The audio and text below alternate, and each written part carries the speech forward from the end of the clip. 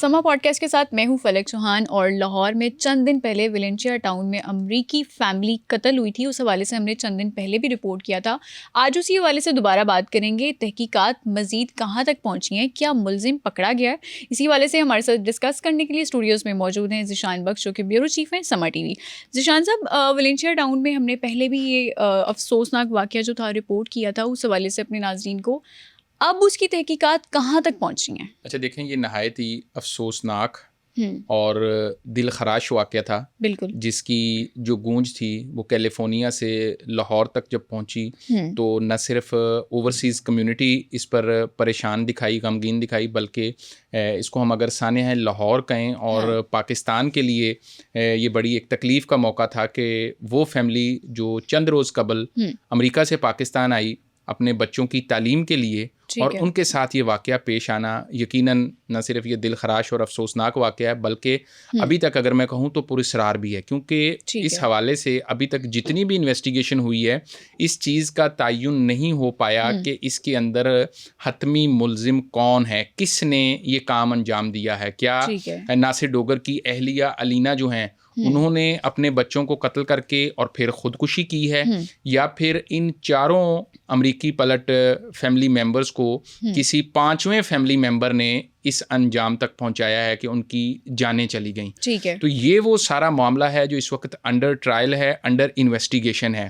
Police کی جانب سے جو تحقیقات کا سلسلہ ہے وہ جاری ہے، اور اس سٹیج پر ان خدشات کا بھی اظہار کیا جا رہا ہے کہ 1 جولائی کو پاکستان آنے والی فیملی 2 ہفتے سے بھی کم وقت میں ان کا اس طرح پراسرار طریقے سے جاں بحق ہو جانا، ان کی موت واقع ہو جانا، یہ بہت سے سوالات کو جنم دے رہا ہے. بالکل، خاندان والوں کے لیے بھی ایک سوالیہ نشان ہے، سوسائٹی کے لیے بھی سوالیہ نشان ہے. یہ خالی سوالیہ نشان نہیں ہے، اس کے اندر بہت سے ایسے سوالات ہیں جن کا ابھی قانون نافذ کرنے والے اداروں کو جواب دینا ہے. اور اس بات کے بھی خدشات ظاہر کیے جا رہے ہیں کہ شاید اس قتل کی پلاننگ پہلے کی گئی ہو، یعنی کہ پاکستان آنے سے پہلے ممکنہ طور پر امریکہ میں جب یہ فیملی تھی تو کسی نے بھی یہ پلان کیا ہے. اب وہ مبینہ طور پر اگر ناصر کو مشکوک ٹھہرایا جا رہا ہے، وہ ذمہ دار ہیں، تو انہوں نے بھی پاکستان آنے سے پلان کیا ہوگا پہلے. اور اگر ان کی اہلیہ جنہوں نے بچوں کو مار کر خودکشی کی ہے انہوں نے یہ منصوبہ بنایا ہے، تو انہوں نے بھی پاکستان آنے سے اس کو پہلے پلان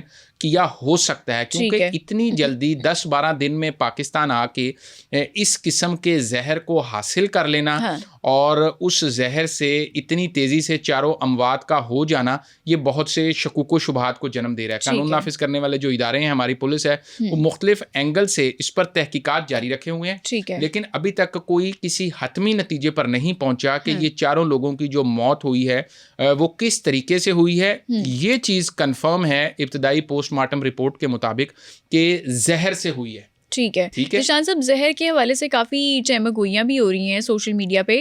زہر کس قسم کا تھا، اور کیا یہ بات ثابت ہو چکی ہے کہ زہر آئس کریم میں ملا کر دیا، چاول میں ملا کر دیا، یا کسی اور چیز میں ملا کر دیا؟ اچھا دیکھیں، ان کا جو دوپہر کا کھانا تھا اس میں جس طرح بھی آپ نے بھی ذکر کیا، چاول تھے، ٹھیک ہے، ساتھ حلوہ تھا اور آئس کریم تھی.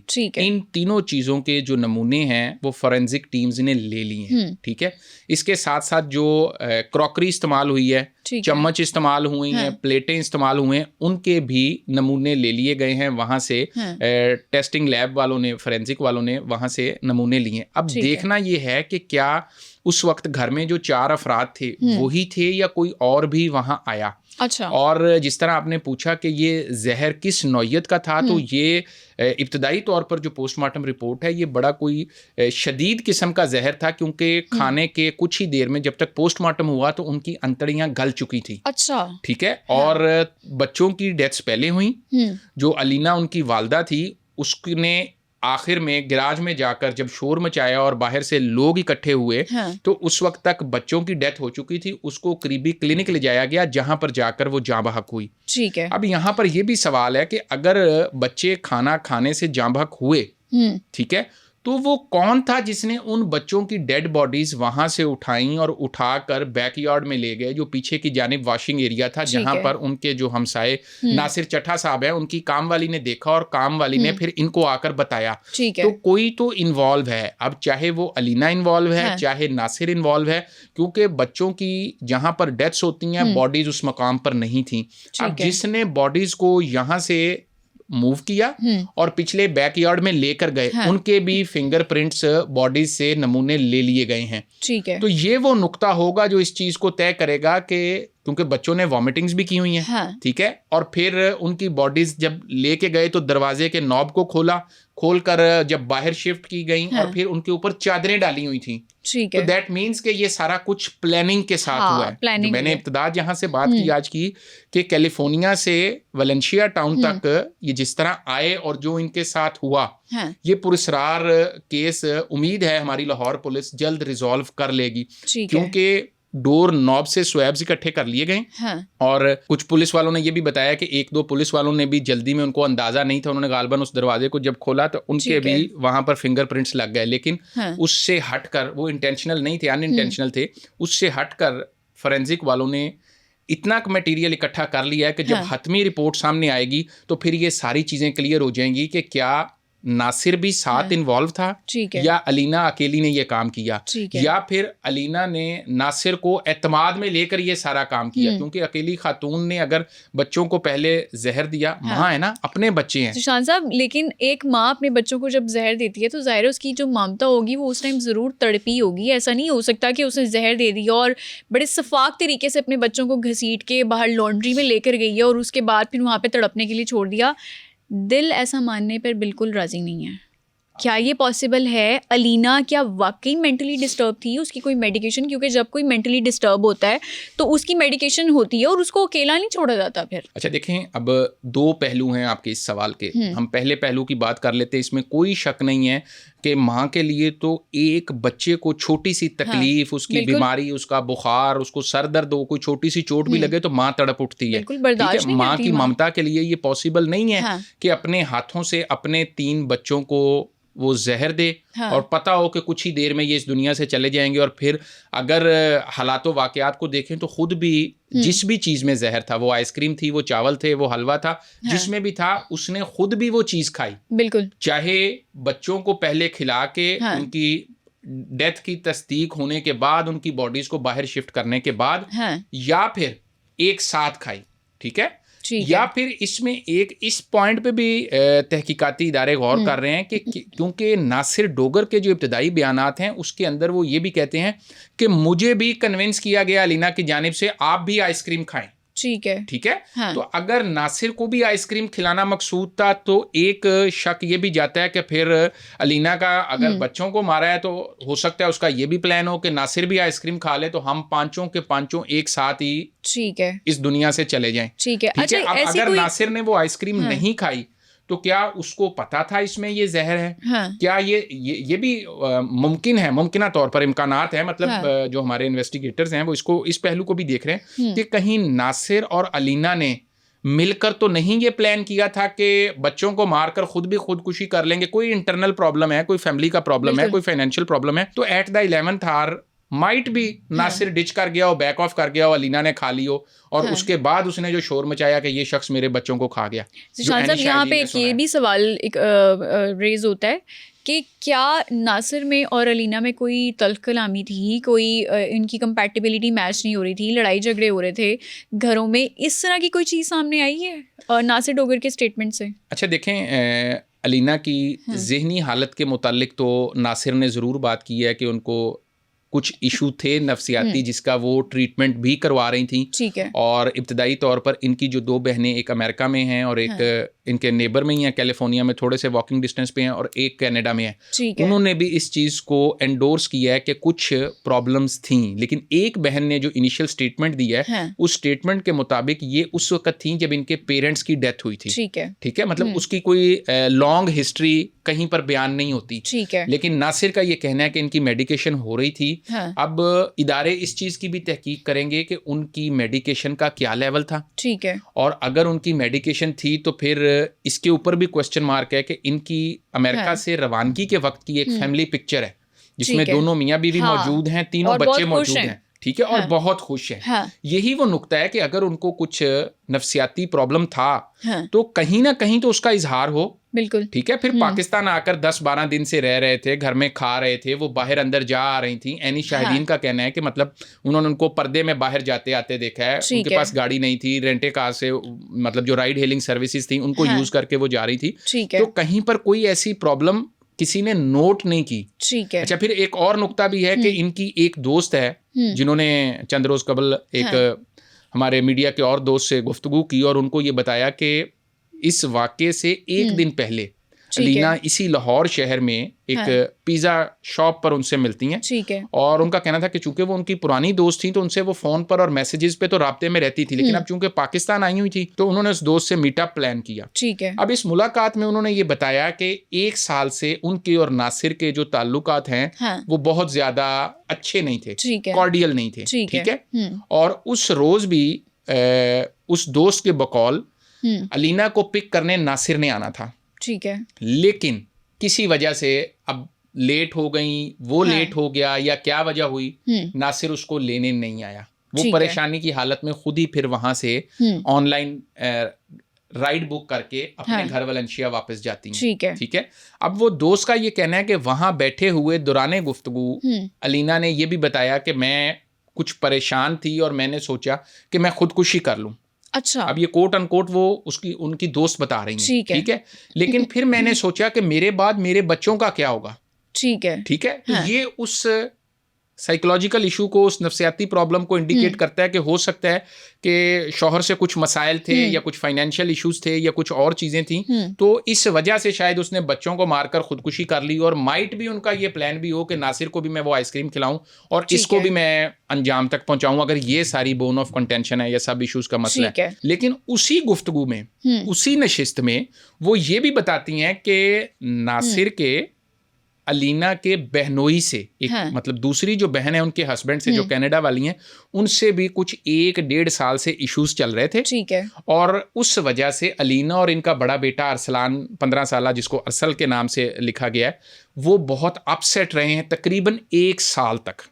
ٹھیک ہے, یہ وہ 2-3 چیزیں ہیں جو علینا نے واقعے سے 1 روز قبل اپنی اس دوست سے ڈسکس کی.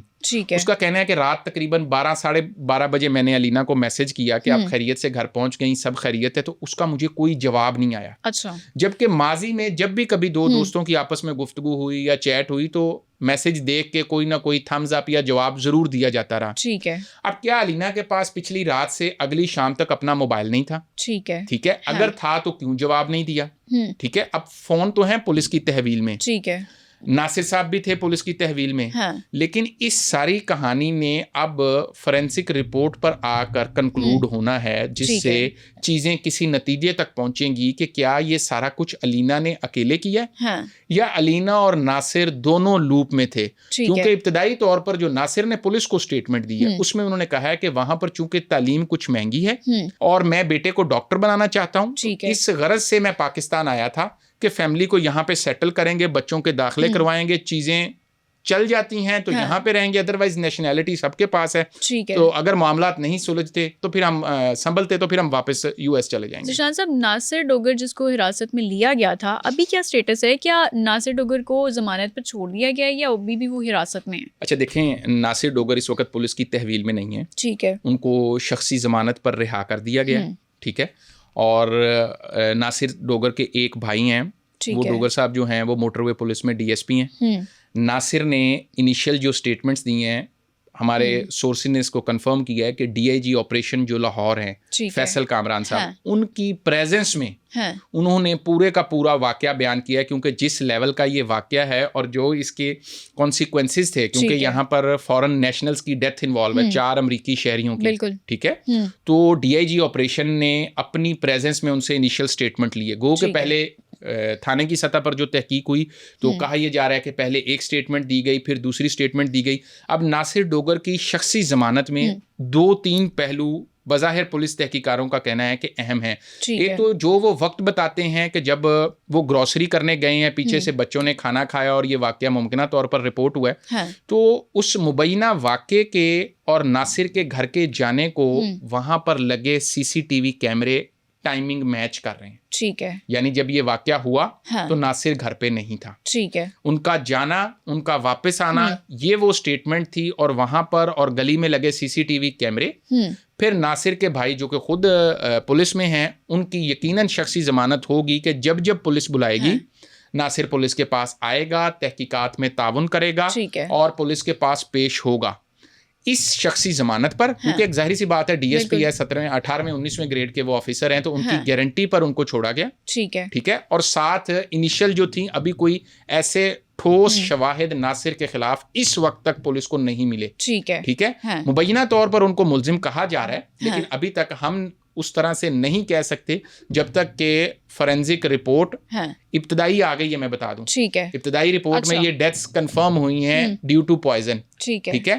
لیکن کون سا پوائزن ہے, کس نوعیت کا پوائزن ہے, کہاں سے لیا گیا, جس کا اتنا شدید ری ایکشن تھا, اس بات کا بھی امکان ظاہر کیا جا رہا ہے کہ ہو سکتا ہے کہ یہ وہاں سے ہی اپنے ساتھ لے کر آئے ہوں اپنے سامان میں. کیونکہ پاکستان میں جو عام ہمیں ملتا ہے, کسی نے زہر کھا کے خودکشی کی تو وہ گندم میں رکھنے والی فنائل کی گولیاں ہوتی ہیں, یا اس قسم کا پوائزن ہوتا ہے جو ایزیلی ایکسیسیبل ہوتا ہے.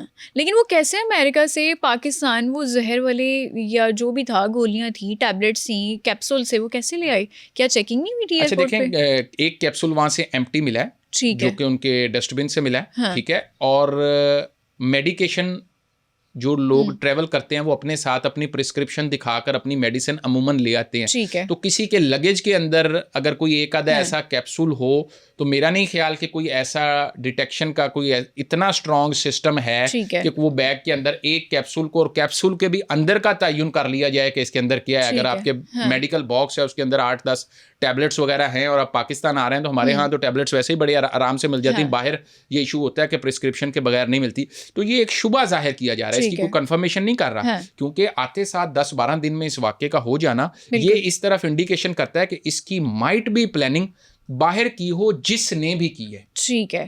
ذیشان صاحب, اب ہم ذرا بات کر لیتے ہیں ناصر کے اور علینا کے گھر والوں کی, بچوں کے ننیال اور ددیال کی بات کر لیتے ہیں. کس کس کی اسٹیٹمنٹ ریکارڈ ہوئی ہیں ابھی تک, اور ان سب کا ذرا آپ ایٹیٹیوڈ بھی بتائیں کہ کس طرح سے انہوں نے اسٹیٹمنٹ ریکارڈ کرائی, کس نے جنازہ ان کا کروایا, کیا معاملات تھے؟ اچھا دیکھیں, یہاں پر دونوں کی فیملیز کی جانب سے جو رویہ ہے وہ کوائٹ مختلف ہے.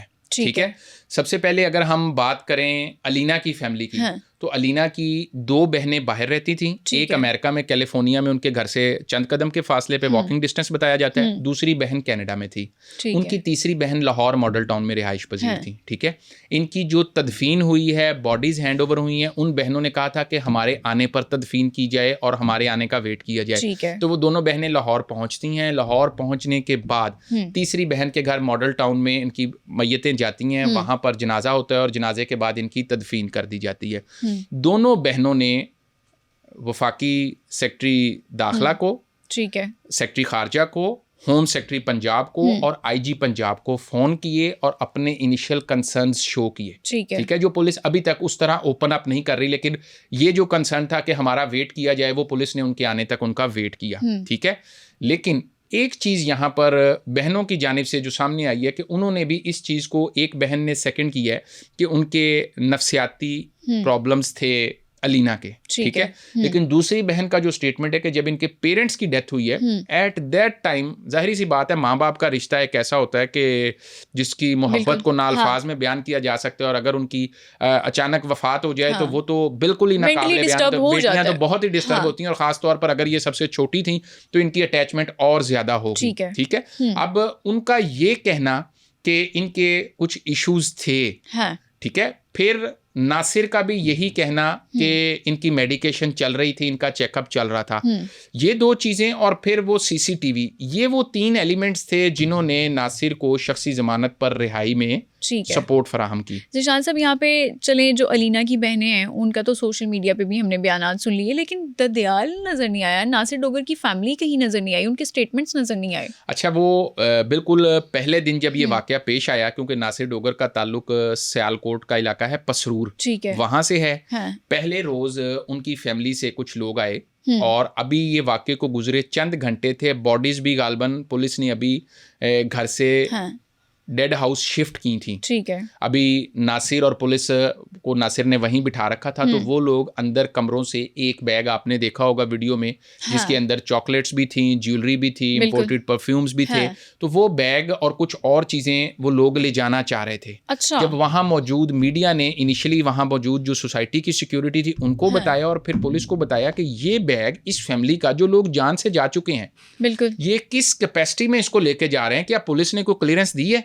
जिसके बाद पुलिस ने उस बैग को कस्टडी में ले लिया और उसके अंदर रखी हुई चीज़ों से मुतालिक भी पूछा कि आपको कैसे पता चला कि इसके अंदर ज्वेलरी है और इसके अंदर ये कीमती तोहफे हैं। ठीक है। तो ये बस वो एक इनिशियल चीज़ थी। उसके बाद अभी तक नासिर की फैमिली से एक उनके भाई जो पुलिस में हैं, वो पूरी तफ्तीश में, पूरी इन्वेस्टिगेशन में साथ साथ मौजूद हैं। और जब DIG ऑपरेशन के सामने नासिर का इनिशियल स्टेटमेंट हुआ उस वक्त भी वो मौजूद थे। लेकिन अभी तक फर्दर इस फैमिली की तरफ से कोई और चीज़ सामने नहीं आई। ठीक है जी, बहुत शुक्रिया। हमारे साथ मौजूद थे ज़ीशान बख्श जो कि ब्यूरो चीफ हैं समा TV, और हम उम्मीद करते हैं कि जल्द से जल्द फोरेंसिक रिपोर्ट आए ताकि ये केस जो है वो अपने हतमी अंजाम को पहुँचे और जो मुलजिम है, जो मुजरिम है, उसको कड़ी से कड़ी सज़ा मिल सके। फलक चौहान को दीजिए इजाज़त, अगले एपिसोड में दोबारा मुलाकात होगी, तब तक के लिए अल्लाह हाफ़िज़।